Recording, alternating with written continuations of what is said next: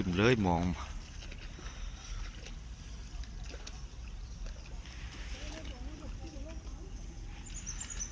ทิ่มเลยมองสองตัวนี่ได้เลยโลนะ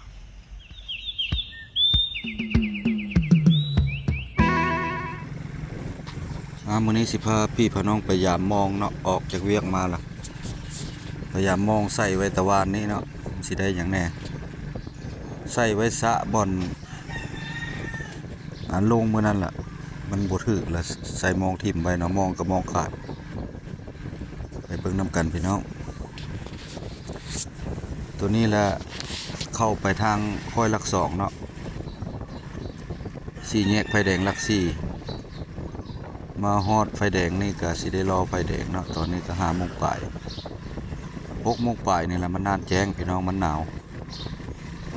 ไปเบิ่งน้ำกันเนาะ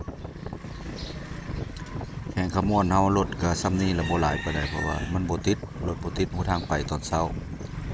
ถ้าซอยมาแล้วก็รถติดได้พี่น้องอยากหลายในรถเนาะอยู่นี่แล้วมันค่อยหลักสองใกล้อนุสาวรีย์ท่านไกรสอนพรหมวิหารเนาะขึ้นไปใกล้สิฮอดไฟแดงแล้วเข้าไปสวนแล้วสิพยายามมองก่อนจะสิกลับบ้าน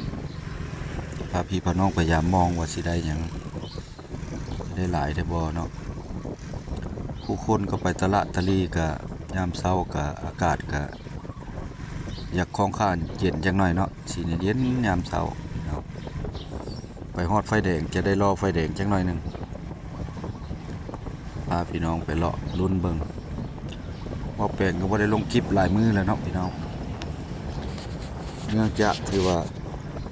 มันบ่ได้ออกไปเนาะใกล้สิฮอดไฟแดงแล้ว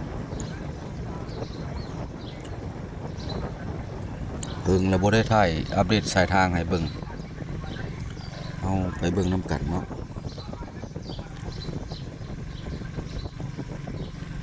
ยามเช้าก็คนก็พอประมาณนี้แหละแข่งขมวนนะมันก็บ่หลายปานใด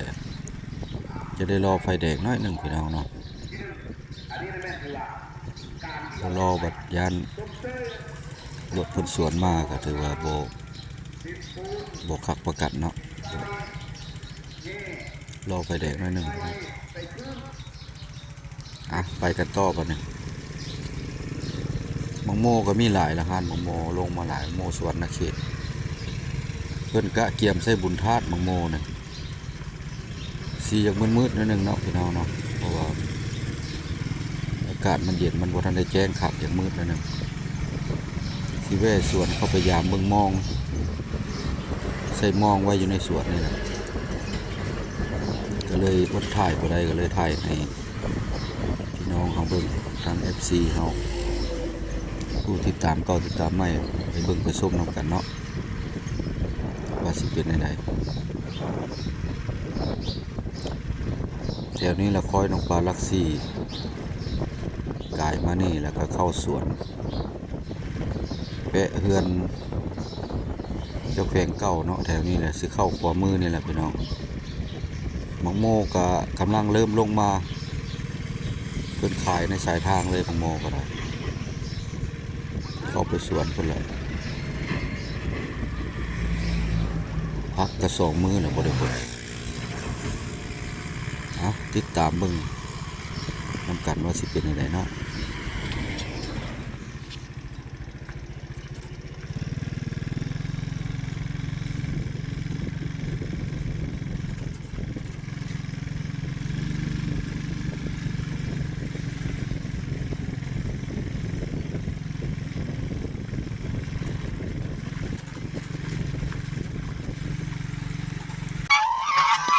นะ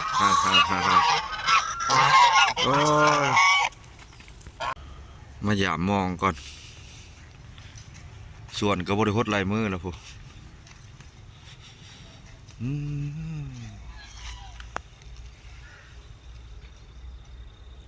เช้ามาแล้วหนาวพยายามมองก่อน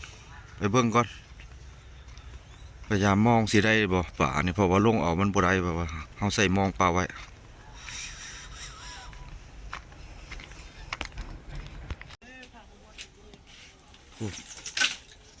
หนองนี้เจ้าบ่ได้ใส่เนาะหนองใหญ่นี่ ไผ่ลงบอกเว้ย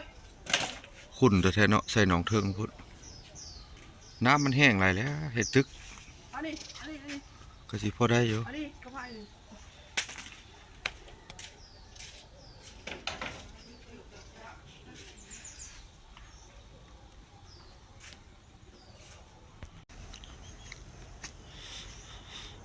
เห็นมันดินบลับอยู่หั่นล่ะ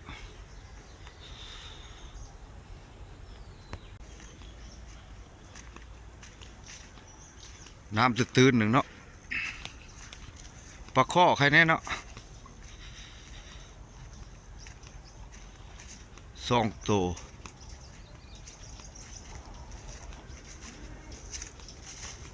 ปลานินเนี่ยน้ำตื้นๆเนาะมันแล่นกลับมามันกระทึกเลย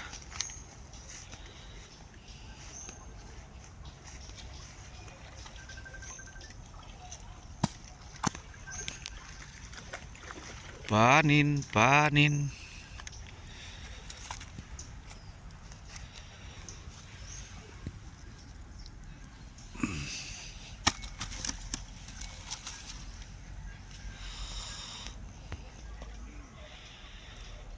ให้มันลูดไปซะ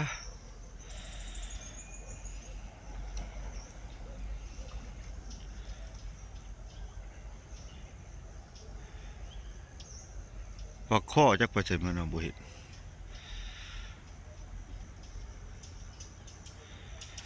อยู่ใต้พุ่นแล้วปลาข้อ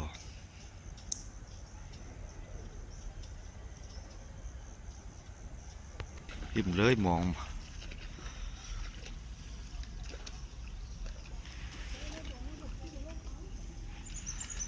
ทิ่มเลยมอง2 ตัวนี่ได้เลยโลเนี่ยปลาบ่ได้เกลือมันปลาเก้าปลาเท่าไรปีแล้วล่ะมันบ่ได้เกลือมั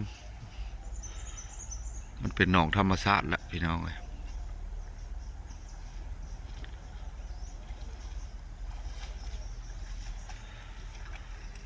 โอ้น้ำเพื่อนนวลอยู่พวกเมื่อวานนี่ได้4ได้5วานนี้วันนี้ได้2เนาะเมื่อวานนี่บ่ได้ออกมาบ่ได้ถ่ายให้เบิ่งบ่ได้ไปได้มาทางใดพี่น้องเอ้ยบ่มีคลิปให้น้องเบิ่งเลยถ่ายมาหยาป่านี่แหละ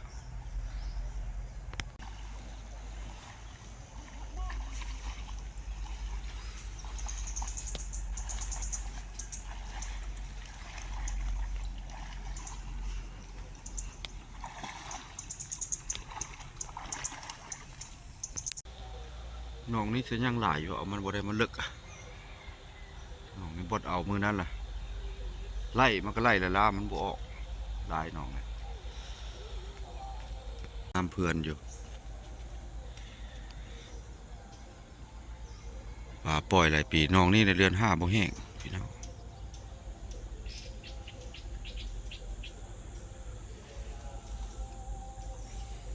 ไอ้2 ตัวนี้พอดีได้ปั้นเศร้านี่แหละปั้นเขาเศร้า